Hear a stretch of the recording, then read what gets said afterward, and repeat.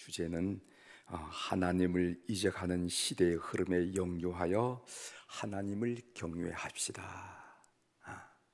오늘 우리가 살고 있는 시대가 하나님을 잊는 시대, 하나님을 거부하는 시대인데, 이 시대에 역류해서 하나님을 두렵고 떨림으로 그 존재를 인정하고 경외하는 여러분이 되시라 하는 그런 의미의 주제를 선정했습니다. 여러분, 누가복음 10장에 나오는 선한 사마리아인 비유 여러분 잘 아시죠? 여러분 잘 아시리라 생각합니다. 그 비유의 말씀에는 세 종류의 사람이 나와요. 첫 번째로는 상처를 입힌 자, 강도죠. 두 번째로는 상처를 입은 자, 강도 만난 사람이죠. 세 번째로는 상처를 싸매주는 자, 선한 사마리아인이죠. 거기에 보면은 이런 세 종류의 인물이 나옵니다. 그런데 대부분의 사람들과 상담을 해보고 면담을 해보면은 다 자기가 상처 입은 자라고 여기는 것 같아요.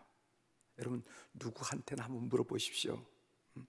다 상처 받았다고 하지 내가 누구의 상처를 입혔다고 이런 말하는 사람은 거의 없습니다. 한 사람도 없어요. 아내는 남편한테 상처를 받았다고 말하고, 이 사람은 저 사람한테 상처를 받았다고 말하고, 나는 너한테 상처를 받았다고 말합니다. 다 상처를 받았지.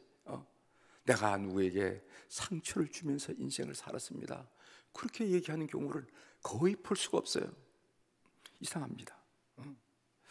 그렇게 상처를 많이 받았으면은 상처 입힌 사람이 분명히 있긴 있을 텐데, 상담을 해보거나 대화를 나누거나 면담을 해보면은 다 자기가 상처를 입었다고 말합니다. 상처를 입힌 사람이 없어요. 그러니까 참 이상하잖아요. 그래서 이 상처 얘기가 나오면 사탄의 장난질이구나, 금방 파악할 수 있는 것이 그겁니다. 이 바로 사탄이 역사하는구나, 이렇게 금방 파악이 되는 거예요. 여러분, 누군가가 상처를 입었다면 상처를 입힌 사람이 있는데, 왜 모두가 다 상처를 입었다고 말하냐 말이지. 이건 이미 거기에 작동하는 어떤 새로운 영적 원리가 있는데, 이것이 바로 사탄이 역사한다 하는 것을 우리가 알게 됩니다. 여러분, 누가복음 10장에 나오는 이 선한 사마리아인야말로 여러분이 잘 알다시피 역사적으로 사회적으로 상처 입은 자 중에 상처 입은 자가 바로 선한 사마리아인이 아니겠습니까? 그런데 그 사람의 삶을 보면은 나는 상처를 입었다고 피해 있으게 짓눌려 사는 사람이 아니라 상처를 싸매주는 사람으로, 상처를 싸매주는 사람으로 삶을 사는 것을 우리가 보게 됩니다.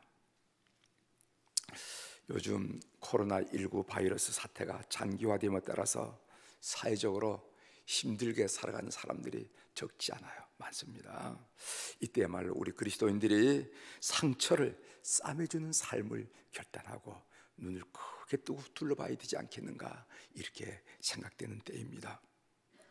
우리 교회는 지난 사순절 때 우리 한 끼씩 금식합시다 이렇게 해서 그 금식한 돈으로 대구 경북 지역으로 코로나로 어려움을 당하는 그 우리 감리교회 그 미자리 교회 10군데를 선택해서 우리가 한 교회당 100만 원씩 1000만 원을 마련해서 지원을 했어요. 벌써 한 달 전에 일이 되겠죠.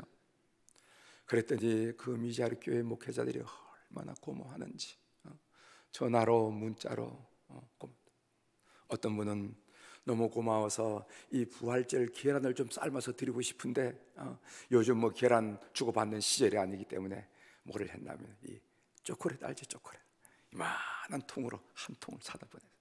그래서 우리 사무실에서 맛있게 사랑의 교제를 하면서 고마움을 드러내면서 함께 나눈 적이 있습니다.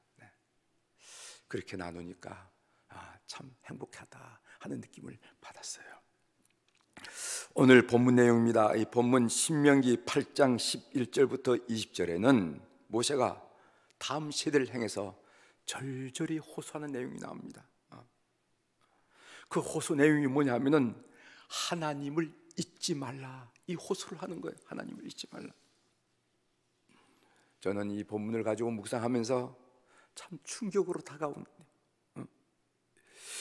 이스라엘 백성이 하나님을 잊는다, 이게 말이 되냐 이 말이죠.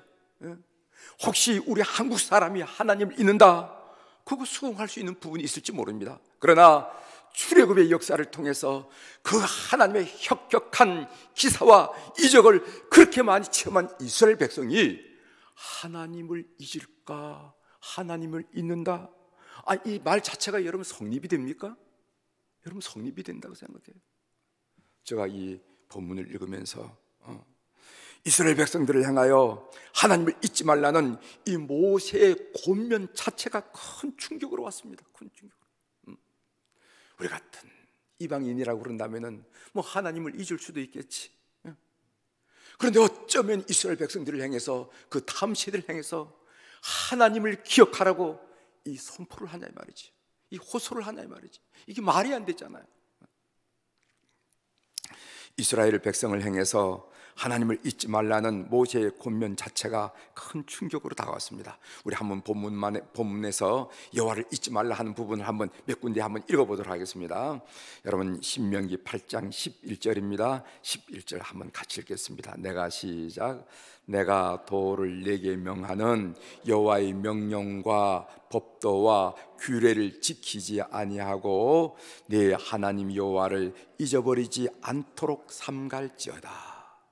14절 내려옵니다. 신명기 8장 14절입니다. 내 마음이 교만하여, 시작. 내 마음이 교만하여 내 하나님 여호와를 잊어버릴까 염려하노라. 여호와는 너를 이집 땅 곧 된 집에서 이끌어내시고, 여호와는 너를 애굽 땅 종되었던 집에서 이끌어내시기 때문에 네 하나님 여호와를 잊지 말라고 그랬어요. 이어서 갑니다. 신명기 8장 18절입니다. 네 하나님, 시작. 네 하나님 여호와를 기억하라. 그가 네게 잼을 얻을 능력을 주셨음이라. 이같이 하심은 네 조상들에게 맹세하신 언약을 오늘과 같이 이루려 하심이니라. 마지막으로 신명기 8장 19절을 우리 한번 같이 읽어보겠습니다. 시작. 내가 만일 내 하나님 여호와를 잊어버리고 다른 신들을 따라 그들을 섬기며 그들에게 절하면 내가 너희에게 증거하노니 너희가 반드시 멸망할 것이라. 내가 만일 하나님 여호와를 잊어버리면 반드시 멸망할 것이라. 이렇게 했습니다. 하나님을 잊어버린다는 것은 삶을 살면서 하나님을 중요하게 생각하지 않아요. 어떤 일을 선택하고 어떤 일을 결단하고 어떤 길을 선택할 때 하나님을 무시하는 겁니다. 하나님을 가볍게 생각하고 무시하고 소홀히 여기는 것을 보고 하나님을 잊어버린다, 이렇게 표현하는 것입니다. 그러면은 왜 하나님을 잊어버리게 될까? 왜 우리가 하나님을 잊어버리게 될까? 왜 그 놀라운 하나님의 기적과 이적을 체험한 이스라엘 백성들이 하나님을 잊어버리게 될까? 그 이유를 단 한마디로, 한 단어로 표현하면요, 풍요 때문입니다. 풍요. 이 풍요란 단어를 유념하고 또 유념해야 됩니다. 등 따뜻하고 배부르면 하나님 잊어버린다는 거예요. 등 따뜻하고 배부른데도 불구하고 늘 하나님을 바라보고 하나님을 지향하는 사람, 나는 종교적인 천재라고 생각해요. C.S. 루이스가 말했어요. 풍요하면 하나님을 잊어버린다. 그런데도 불구하고 늘 하나님을 의식하고 하나님을 바라보는 사람은 그건 종교적인 천재란 말이죠. 오늘 모세가 그들에게 지적한 내용이 풍요 때문에 하나님을 잊는다고 그랬습니다. 가나안 땅에서 들어가서 풍요하게 되면 하나님을 잊게 된다는 것입니다. 가나안 땅에서 누리게 될 그 풍요의 내용이 12절부터 13절까지 두 절에 걸쳐 나옵니다. 여기 보면 먹어서 배부르고 이런 말이 나오죠. 하루치 만나가 아니라 싸놓고 먹을 수 있는 먹거리, 아름다운 집을 짓고라는 표현도 나옵니다. 광야에서는요, 장막을 치고 그날 살아갔잖아요. 불편한 생활이었지만은 이제 가나안 땅에 들어가면 오래오래 살 아름다운 집을 짓게 된다는 거예요. 여기 보면 소와 양이 번성하며 이런 단어도 나옵니다. 광야의 삐쩍 말른 짐승들이 아니라 이스라엘 평원의 기름진 목초, 기름진 풀을 뜯어서 살찐 짐승들을 보게 된다는 거예요. 이렇게 돼서 어떻게 되는가? 이렇게 풍요로워지면은, 그리고 하는 일마다 잘 되게 되면은 교만하게 된다. 그래서 14절에 보면은 내 마음이 교만하여 하면, 교만이라는 단어가 나옵니다. 그래서 이렇게 스스로 판단하게 된다는 것입니다. 17절 우리 한번 같이 읽어보겠습니다. 스스로가 판단하는 거예요. 그러나 시작. 그러나 내가 마음에 이르기를 내 능력과 내 손의 힘으로 내가 이 재물을 얻었다 말할 것이라. 내 능력과 내 손의 힘이 드러나고 하나님을 잊게 된다 하는 얘기. 늘 하나님을 바라보던, 하나님을 응시하던 우리 시선이 그 하나님을 바라보는 것이 사라지고 자꾸만 내 자신을 보게 되고, 내 손을 바라보게 되고, 내 머리도 바라보게 되고, 그래서 자기 손과 능력을 바라보게 된다, 이런 얘기입니다. 어떤 상황에서도 여호와 하나님을 잊어서는 안 되는 이유가 무엇입니까? 모세는 그 이유를 무엇이라고 표현하면은 두 가지 때문에 여호와 하나님을 잊어서는 안 된다 얘기하는데, 첫 번째는 뭐냐 하면은 여호와 하나님이 복을 주시기 때문에 그렇다는 거예요. 복을. 그래서 16절 하반절을 보면은 마침내 내게 복을 주려 하심이었으며, 이렇게 했어요. 마침내 내게 복을 주려 하심이었느니라, 이렇게 했어요. 여러분, 우리가 부르는 찬송가가 645곡인데 우리 찬송가 645곡 중에서 가장 중요하고 의미 있다고 생각해서 찬송가 1장으로 배치한 찬송이 있습니다. 그 찬송이 뭔지 아시죠? 만복의 근원 하나님, 온 백성 찬송 드리고 하는 말씀이 바로 찬송가 1장이에요. 여기 만복의 근원 하나님, 이 말은 만 가지 복의 근원은 하나님이라고 찬송가 1장이 우리가 고백하는 거예요. 만 가지 복의 근원이 어디라고요? 만 가지 복의 근원이 하나님이라고. 하나님을 잊으면은 만 복을 잃는다는 겁니다. 만 가지 복의 근원인 하나님을 잃어버리고 어디서 우리가 복을 찾겠냐 이 말이지. 그래서 찬송가 1장에 만복의 근원이라는 거죠.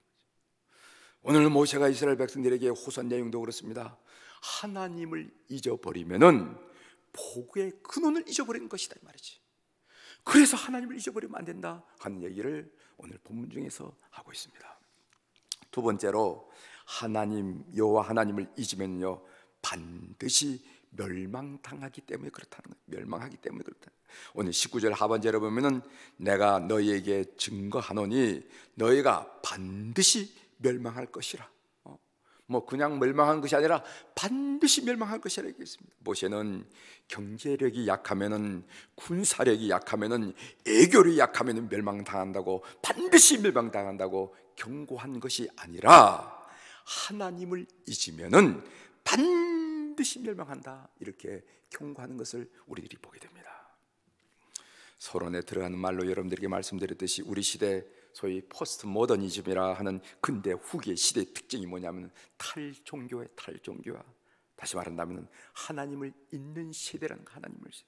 이때 이 시대의 정신과 역류해서 하나님을 찾고 늘 하나님을 경외하는 복된 백성들 다 되기를 주의 이름으로 축원합니다. 여러분 드린 헌금입니다.